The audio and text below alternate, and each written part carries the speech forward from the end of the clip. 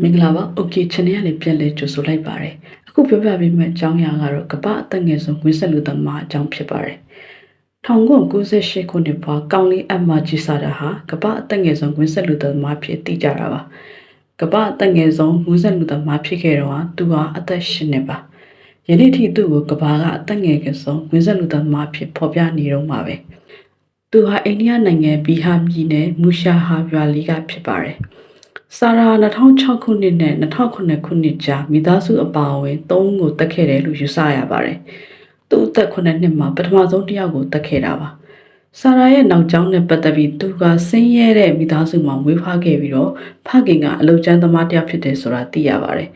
2006ခုနှစ်မှာသူ့ဦးလေးရဲ့သမီးဖြစ်သူအသက်6နှစ်အရွယ်ဝမ်းကွဲညီမကိုတတ်ခဲ့တဲ့အပြင်8လအရွယ်ညီမရေးဖြစ်သူကိုလည်းတတ်ခဲ့တာပါ။နောက်ဆုံးအသက်ခံရတဲ့တယောက်ကတော့တရက်ခွက်တဲ့နေကူရှာဘိုလို့ခေါ်တဲ့6လအရွယ်ကလေးမလေးပါကူရှာဘိုရဲ့အမေဟာသူ့ကိုအလုံးလုံးတဲ့မူလာရန်ကျောင်းစီခေါ်သွားခဲ့တာပါလှုပ်ရှားရှိလို့အပြင်ခဏထွက်သွားတဲ့အချိန်မှာကူရှာဘိုကအိပ်ပျော်နေရင်းနဲ့ကြံခဲ့တာပါပြန်ရောက်လာတဲ့အချိန်မှာတော့ကလေးကပျောက်နေပါတယ်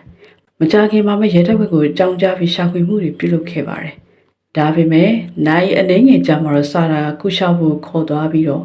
အုတ်ခဲနဲ့ထုကလေဘင်းကိုညှစ်တက်ခဲ့တယ်လို့ရဲတွေရှေ့မှာဝန်ခံခဲ့ပါတယ်။အဲ့ဒီနောက်ကူရှာဘုကိုမြင်မြုပ်ခဲ့တဲ့အနီးနားကလက်ဝင်းစီကိုရာသူရသားတွေကိုခေါ်သွားပြခဲ့ပါတယ်။ဆာရာရဲ့မိသားစုကပထမရာဇဝတ်မှု2ခုကိုတတိပြုခဲ့ပေမဲ့ဆာရာကိုကာကွယ်ဖို့အတွက်မိသားစုတွင်းရေးဖြစ်လှုပ်ဝက်ထားခဲ့တယ်လို့သူ့ဦးလေးဖြစ်သူကဝန်ခံခဲ့ပါတယ်။ကူရှာဘုကိုတပ်ပြီးတဲ့နောက်မှာတော့ဆာရာရဲ့ရက်ဆက်တန်းချုံမှုတဲ့လုပ်ရက်တွေကိုဖုံးကွယ်ထားလို့မရတဲ့အပြင်သူ့ကိုနောက်ဆက်တွဲအကျိုးဆက်တွေကိုကာကွယ်ပေးလို့လည်းမရတော့ပါဘူး။